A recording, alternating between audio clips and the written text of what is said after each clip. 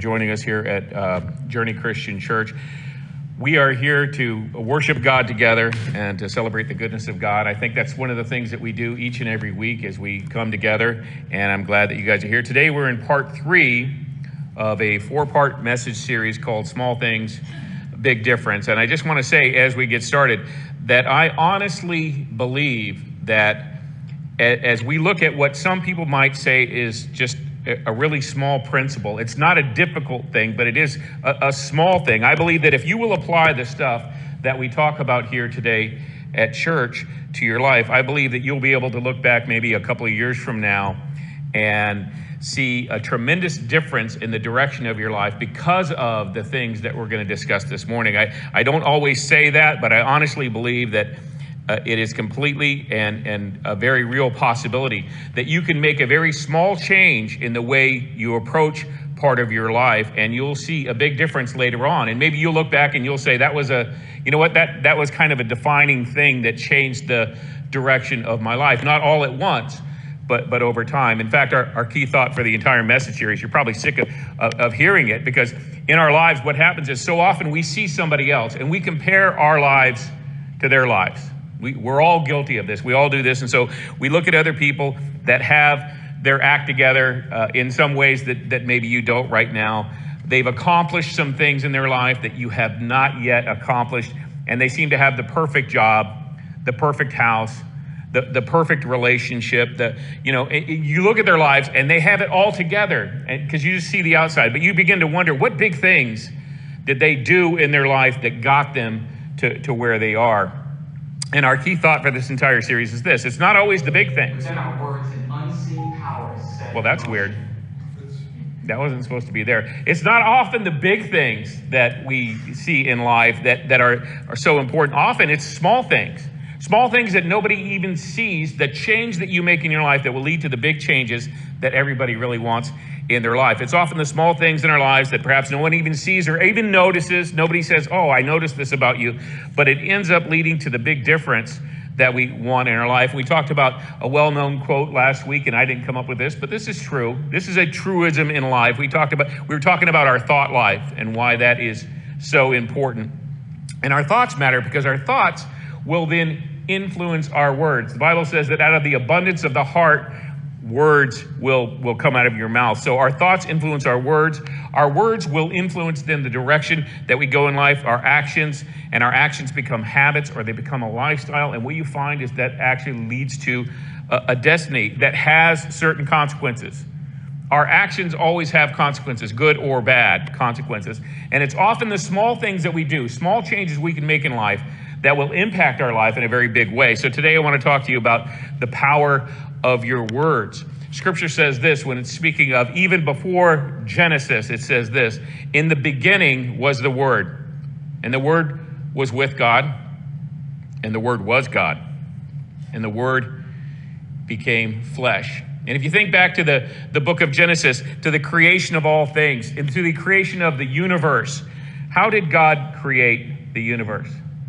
With a spoken word. God said, let there be, and there was. The universe, our word for the universe means one word. God spoke, and it all came into existence. Now, the thing about this is, you and I, we are all created somehow in the image of God, right? You guys have heard that. We're created in His image. Somehow we reflect His image. In some way, we reflect God in His image. And you know what? I think that it's incredibly powerful that God created us so that our words also have power. And it's not just me. You may say, well, Robert, you're just expounding there, and maybe that's not true. Maybe we don't reflect God in the things that we say, but it's not me saying this. Solomon said this in the book of Proverbs. Solomon said this, very, very famous passage.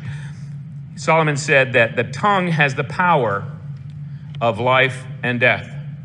Another way of phrasing that would be that the words that come out of our mouths, the words that we speak as beings created in the image of God, the words that we speak can be life-giving.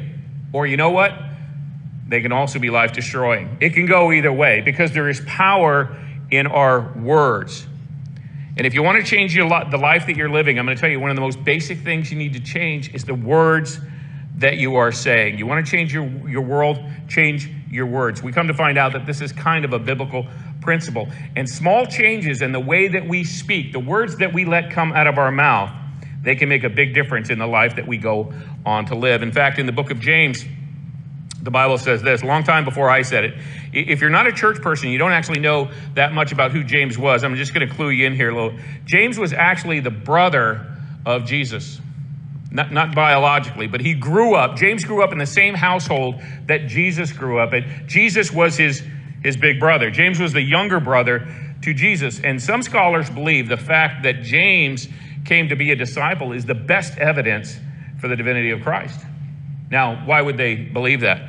Well, because imagine if you have an older brother, what would your older brother have to do to convince you that he was the Son of God?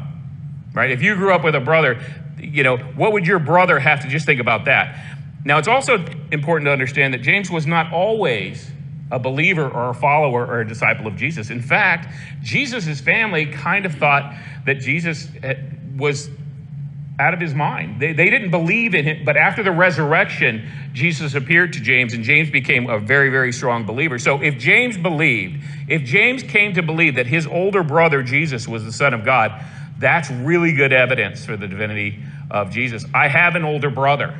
I'm telling you, it'd be a miracle for something like that to happen. I know what I'm talking about here, but this is what James said in chapter 3, verse 3 through 5. He's talking about the very thing we're talking about, how small things can make a big difference. And James said this, he said, we can make a large horse go wherever we want it to go. How?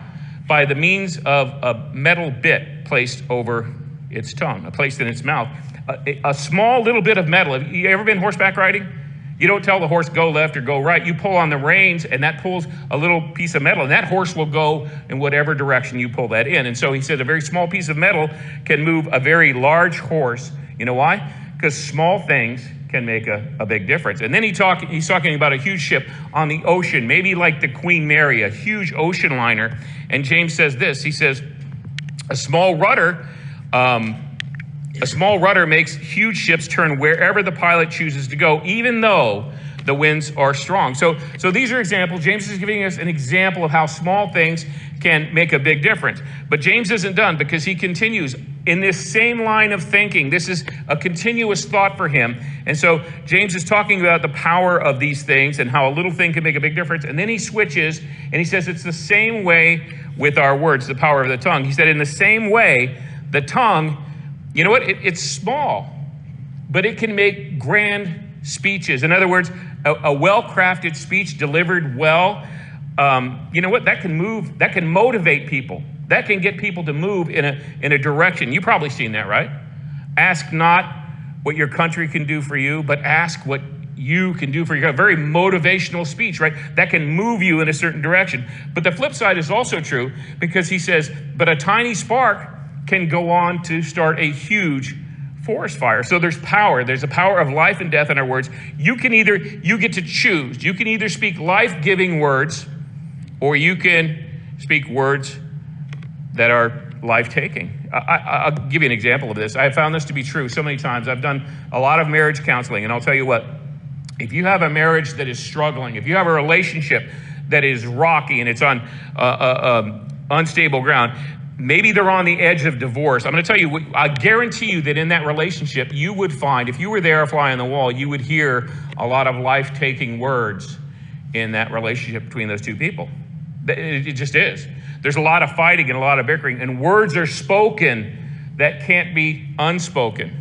On the other hand, you show me a marriage that's really strong. Show me a marriage that's doing really, really well, and I can guarantee you, without even spending time around those people, that I can assure you that you will find an abundance of life-giving words in that relationship. They are encouraging each other, and they're building each other up between those two people. Or how about this? You think of somebody that maybe you don't like being around very much.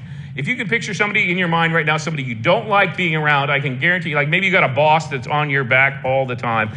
Maybe he just drives you crazy. What you're probably going to find in that relationship is a lot of life-taking words, right? A lot of words like, you messed this up again. One more time and you're going to be fired, that kind of thing. On the other hand, if there's somebody that you like to be around, somebody that you enjoy spending time with, they build you up and they encourage you, they motivate you to go farther than you probably would have went.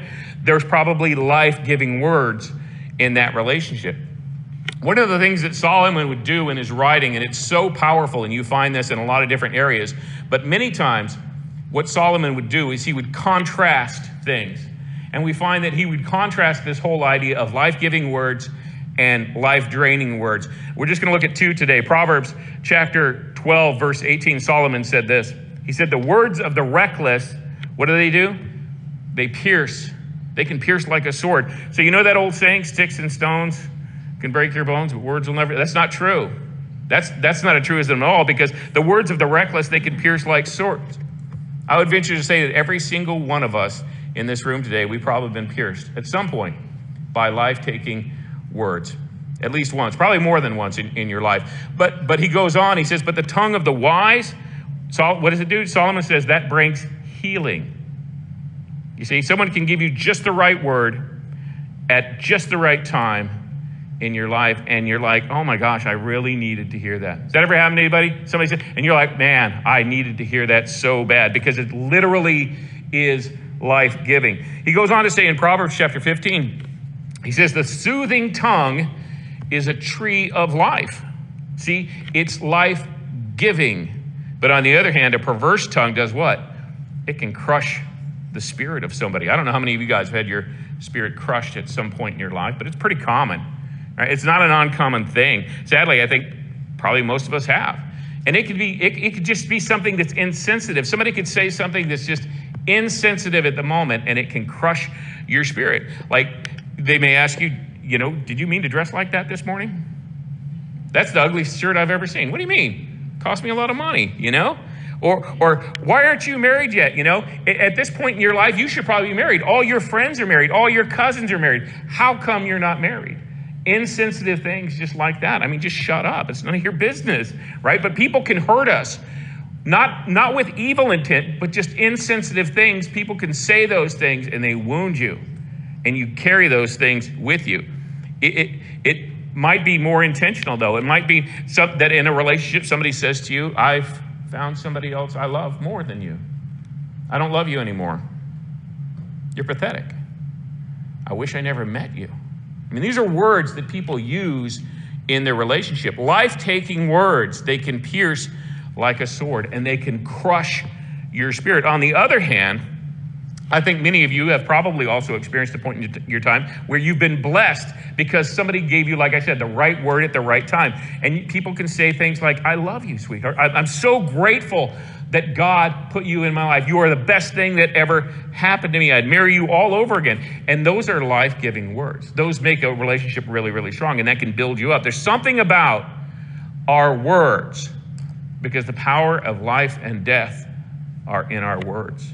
In fact, you guys, you probably have seen this kind of thing. I with my wife and my kids, because we've been in a relationship so long, we have special names for each other. And I have certain names for my kids, and I say them often, even though they're not little anymore. We have certain phrases.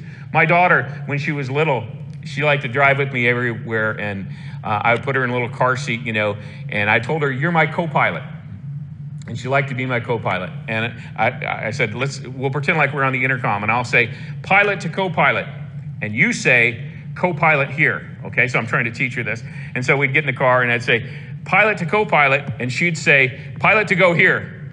She got it wrong, but it was so cute, I let her do it. And so she realizes that now. But I guarantee you, if I say to my daughter, and she's 27 years old, and if I say pilot to co-pilot, she'll say, pilot to go here. You see, and that has meaning for us. There are certain words, certain names, certain phrases that are part of relationships that you will remember forever. And our relationships are special because of the words that we speak to each other. They can be life-giving words. The words we speak are so very important. So what I want to do today is I want to introduce an idea of doing a word audit. Last week we talked about a thought audit. This week I want to talk about a word audit. What I want you to think about is the words that you say, the way that you speak to people in your life. I want you to kind of look at the words that we speak. Are you speaking more life-giving words, or are you speaking more life-taking words in your life to the people around you? And then also it's important to think about the words that you speak to yourself, because there's always I know I'm not unique in this. There's always a running conversation that's going on in my head as I'm talking to myself, about my efforts, about my life. And it's important to think about the words that you speak to yourself, because they're either life-giving words or life-draining words. So let's start with other people. In your notes, you'll see this here. You don't have to fill it out right now, but ask yourself this week. Do you speak more life-taking words to people that you know? Words like, you messed that up again. You always leave a mess. You're never going to get it right. Whatever it is, you're pathetic. If you say those kinds of words, you probably want to give yourself a 1 or a 2 on that one, because those are life-taking words. Those are not life-affirming words. On the other hand, if you speak to others with life-giving words, like I'm proud of you, you did a great job, I thank God for you. If you say things like that to other people, well, you probably want to give yourself like an 8 or a 9. See how that would work? But then you also need to take a moment and circle what represents the words that you speak to others that you're in relationship with. But also, let's talk about the words that we speak to ourselves. Are your words to yourself more life-taking or life-giving? Think about your inner talk that goes on in your mind. Do you find yourself saying things like, man, you're going to blow it. You're not good at this at all. You're going to lose. No one likes you. If these are the words that you're saying to yourself, then you want to give yourself a pretty low number, okay? And we often do this kind of thing. On the other hand, if you say stuff like, God is with me, God is for me, God cares about me, I'm so thankful for this day, even if I've messed up in my past, starting today, I can move forward. If those are the things that you say to yourself, you give yourself a pretty high number. Now, just an interesting question. Even though you haven't maybe had a whole bunch of time to think about it, just generally, how many of you guys think you speak more life-giving words to other people than you do to yourself? Raise your hand if you give better words to people. Isn't that interesting? Go ahead, raise them high, because, yeah, we do this. And this is a dangerous thing. This is a very dangerous thing. I was just curious. Quick survey. Kind of what I thought. That's kind of what I expected to see, because that's how it is in my life. And I find that I'm not so unique. I'm finding that as things are true for me, guess what? They're probably true for a lot of people, because it's part of the human experience. But anyways, if you didn't put a 10 on both of those, guess what?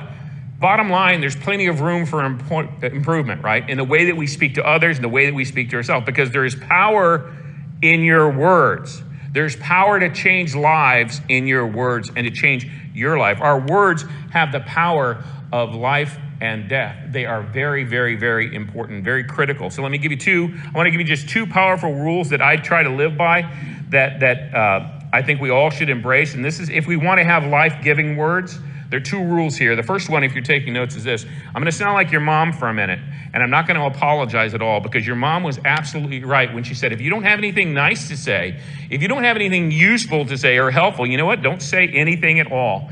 If it's not good or it's not positive, just don't say it. If you can't say something nice, what'd your mom say? Don't say anything at all. Just skip it. The Apostle Paul, he talked about this in a letter he wrote to the Ephesians. Look at what Paul said. Paul said this.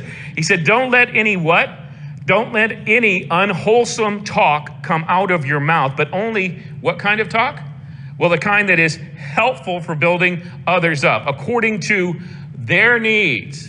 Not according to your needs, but according to their needs, that it may benefit those who listen. Man, if that doesn't convict us, I mean, we're just not paying attention. Don't let anything unwholesome come out of your mouth, but only what is helpful for building up others. Some of you guys, if you just applied this one verse to your life today, to your marriage, to your parenting, to your relationships, to your friendships, then your whole time in church this morning will be well worth it. If you just take this one verse to heart and begin to live it out, today was totally, incredibly worthwhile. The modern English, I like looking this up in different versions. The modern English version of this particular passage says, if you can't say something helpful, just shut your pie hole. It doesn't. That's actually the Roberts paraphrase version, I guess, that says that. But it's true. We should look. If it's not something good, don't say it. If it's not going to build it, shut your mouth. Don't elbow anybody, because this is for all of us, right? We all need to understand this. If it's not going to be helpful for somebody, then don't say it. If you can't say something helpful, skip it, close it, bite it, zip it. Don't say anything. Very simple. Paul is very direct here. Don't let any unwholesome talk that's not good for other people come out of your mouth. The second rule I want to spend more time on, because this is really important. Number one, if you can't say something nice or helpful, just don't say anything. But number two, if you think something good about somebody, then go ahead and say it. If you think something good, if somebody did something good and you think, wow, they did a good job there, go ahead and say it. If you think of something good, say it. This is a rule that I try to apply and live by. Anytime I think something good, somebody's doing something good, I try to compliment them on the things that they're doing well. And about myself too, about my circumstances. I try to speak well about things that I recognize are headed in the right direction. It can be life-giving, right? In Proverbs chapter 16, verse 24, God said this. Actually, Solomon said it, but God speaking through Solomon said, gracious words are like a honeycomb. They are sweet to the soul and healing to the bones. Notice that Solomon didn't say gracious thoughts are like honeycomb. What did he say? He said gracious words, not just thoughts. Because I can have a good thought about you. I can have a good thought about you all day long. But if I never express it, if I never tell you that, guess what? You don't even know that I was thinking it, do you? It doesn't do you any good at all, even though I had a very positive thought about you. I mean, if you don't know about it, you won't know it. But if I say it, if I set that thought free, if I turn that positive thought into positive words, and I give that to you, that can bless your life. That can encourage you in a way that maybe you need at that moment. I remember when I was young, growing up, I have a cousin, a particular cousin, and we were very close. His name is Robbie, and we were about the same age, and we looked a lot alike. And when I was little, my family called me Bobby. Nobody calls me that anymore, except for my family, so don't address me as Bobby. I won't know who you're talking to. But when I was a kid, I was Bobby, and he was Robbie. And we looked alike. We were about the same age. We got along really, really good. We loved spending time together. But in that relationship, he was the good one, if you know what I mean. He was the one who got it right. And we were constantly, Robbie and I were constantly being compared to each other. And I was always on the losing end of that comparison. And I hated it. My mom, my aunts, my uncles, my sisters, everybody would say, why can't you be more like Robbie? Why can't you? He's so nice. He's so patient. He's so kind. And you? Well, you're none of those things. Why can't you be more like Robbie? Everyone said stuff like that. Everybody except for Robbie's mom, my Aunt Brenda. She died several years ago, but when I was growing up, when I was a little kid, and everybody else would be giving me the business about why can't you be more like Robbie, her son, and they'd be saying stuff like, you need to be more like him, and why can't you act like him? How come you can't make the choices? She would always pull me aside. She'd see me getting that, and she would pull me aside, and she would encourage me. And she would tell me, just be the best Bobby that you can be. You don't have to be anybody else. God made you to be you. Do the best you can, and don't worry about these comparisons. And she believed in me. You know how I know that? Because she told me. She told me so. And she loved me. And I know she did, because she told me all the time. And her words, I'm telling you, it meant so much to me growing up. Those words that she spoke to me, they would build me up. When everybody else was tearing me down with words, she was building me up, and it really helped me. It helped me understand who I was and who I could be. And I would begin to see myself through her eyes. And it changed me a little bit. Anytime you think of something good, anytime there is something good, a compliment that you can give somebody because you think good, say it. Anytime you have something good to say it. And I have tried to practice this principle in my life, and sometimes you see the results right away, and sometimes you don't even realize the effect that your words can have on other people. You can affect people in your life and not even know it. I remember when I was going to college in Johnson City, Tennessee, I was going to East Tennessee State University, and I worked at a place called Woodridge Hospital. And it was a psychiatric facility.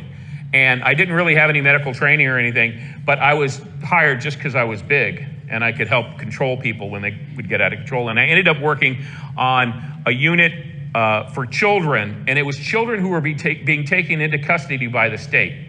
They were going to be taken away from their parents, and they were going to be put into foster care. And so for 30 days, they had to be in this place, and they were evaluated physically, emotionally, educationally, and psychologically. So for 30 days, we have these kids coming out of bad homes. You can imagine how difficult a place this was. But we had very strict rules, and we were very consistent, and we tried to do our best to reach these kids. But I got to tell you, there were a lot of kids there that didn't like me at all because I was forcing them to follow rules. And so some of the kids liked me and some didn't. But anyways, I worked there.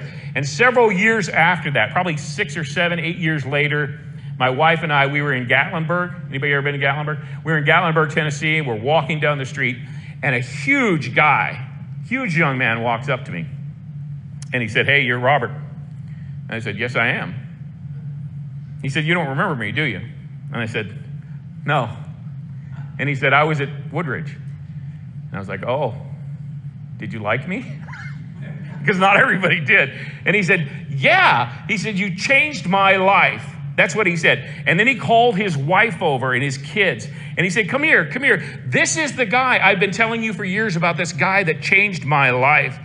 Turns out he was a young man, a very troubled young man, and we saw a lot of him, and he came in there. And the words I spoke to him encouraged him and motivated him. He had never had a male model in his life, and he ended up joining the military. He said, you talked about the military. He said, I joined the military. I got my education. I started a company. This is my family.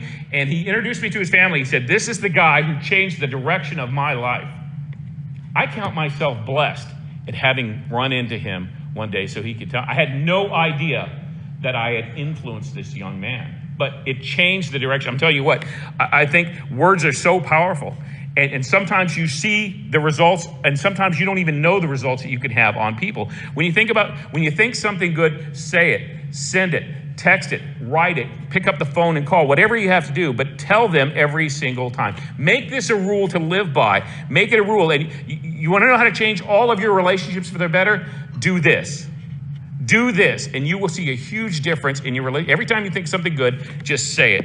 Don't ever hold that blessing back, because they may need to hear it right at that moment.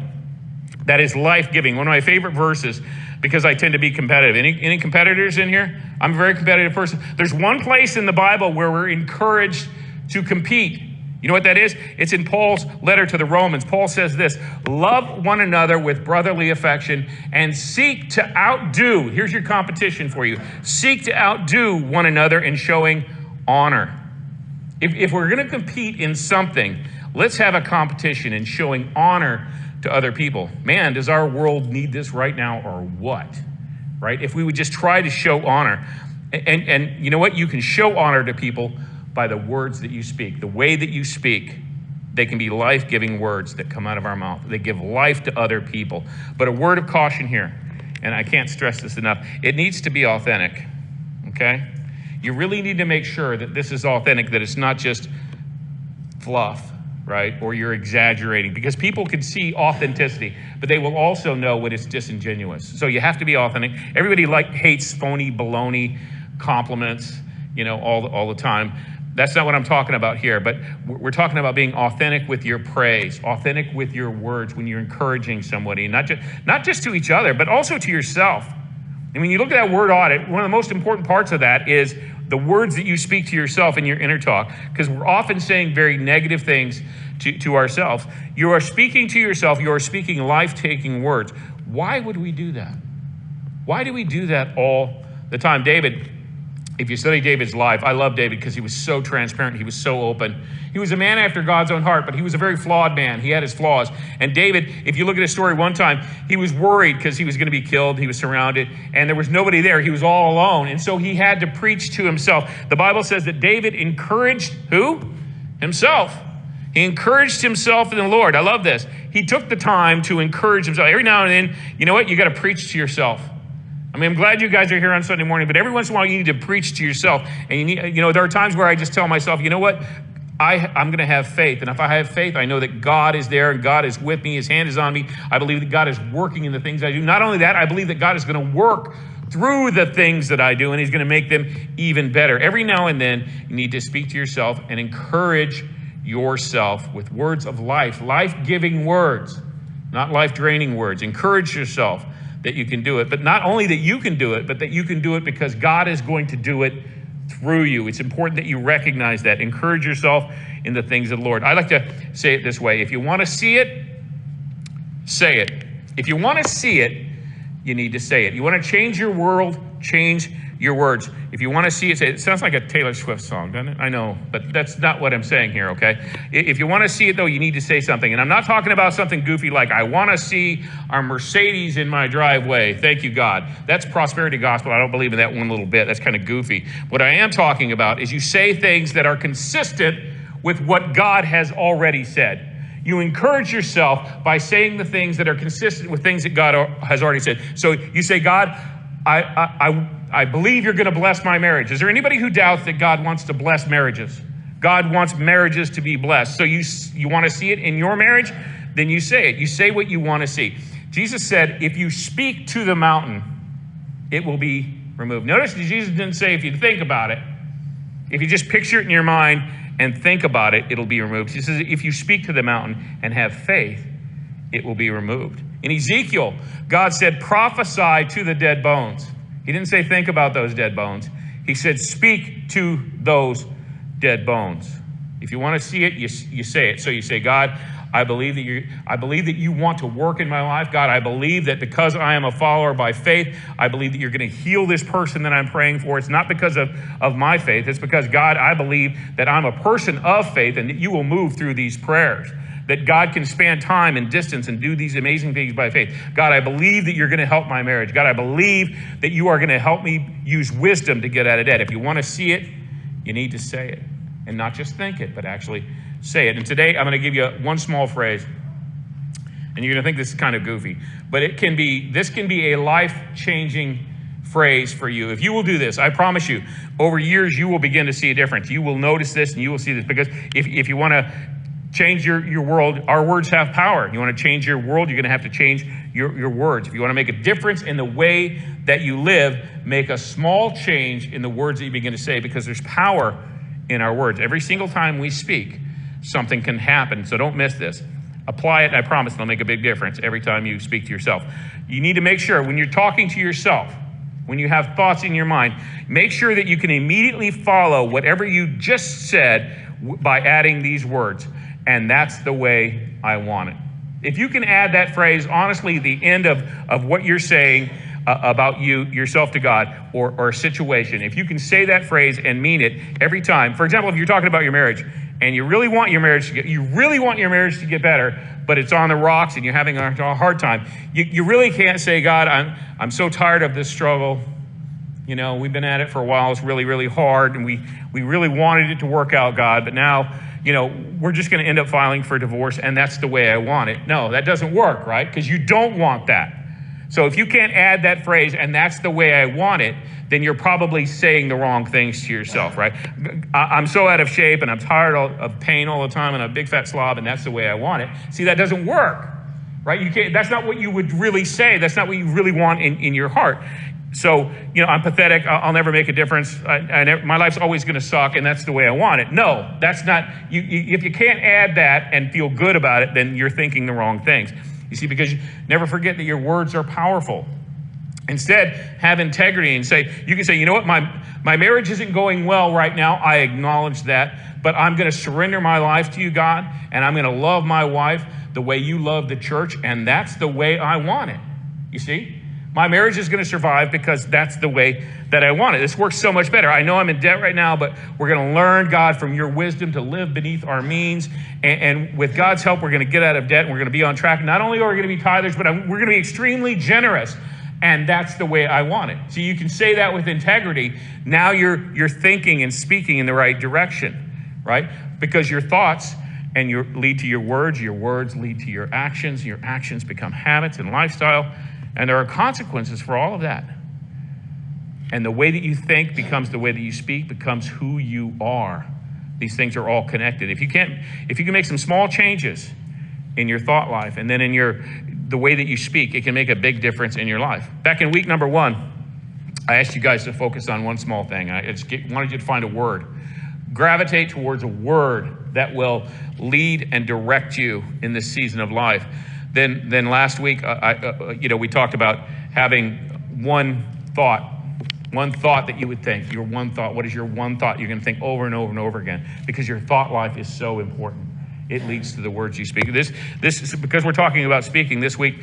I want you to think about one statement that you can make over and over and over again that will lead and direct you in this time in your life. One statement, and it'll change the way that you live. And I know some of you guys are thinking, well, can my one thought be my one statement? Absolutely, right? Your one word can lead to your one thought, can lead to your one statement, of course. But it can't just stay a thought. It can't just be something that you think. It can't even be something that you say, just in your mind. It has to be something that you can say over and over and over again. Not we think about things that are lovely, that are good, that are encouraging. I mean, this is what we're supposed to think about. But then these things become a statement that comes out of our mouth.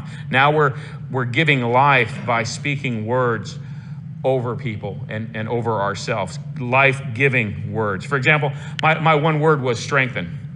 I told you guys that. This came to me, and it's my one thought. My one statement, or my one word was strengthen. My one verse that I had was from Isaiah 54, and the thought was, I'm not only going to work to enlarge our congregation, but I'm going to work very hard to strengthen the spiritual depth of our congregation. So I can honestly say that over this last week, I've said it probably 100 times. My one statement, don't miss the power of this, is that, and I'm not kidding, this will change the way you begin to act and think, that I'm going to do that I am going to do whatever it takes to help our congregation grow, but not only in number, but in spiritual depth. And I'm encouraged, because I'm not kidding at all when I tell you, I've seen some growth in some of you guys already. And I see people getting it. I see you getting it. I see spiritual growth, and I believe that it's going to happen. I believe that we are growing in spirit. And I believe that we will grow in number as well. As you change the words you speak, you can change lives. Your life, but you can also change other people's lives. This is what's so encouraging about this, especially if you have young people around. They need to have life-giving words spoken over them every single day, because you have the power of life and death in the tongue. It's there in the words that you speak. So we don't speak life-taking words, we speak life-giving words. We don't speak life-taking words to ourselves. We encourage ourselves in the Lord by repeating the things that we know that God has said about us. If you want to change your world, you start by changing your words. I'm going to have the word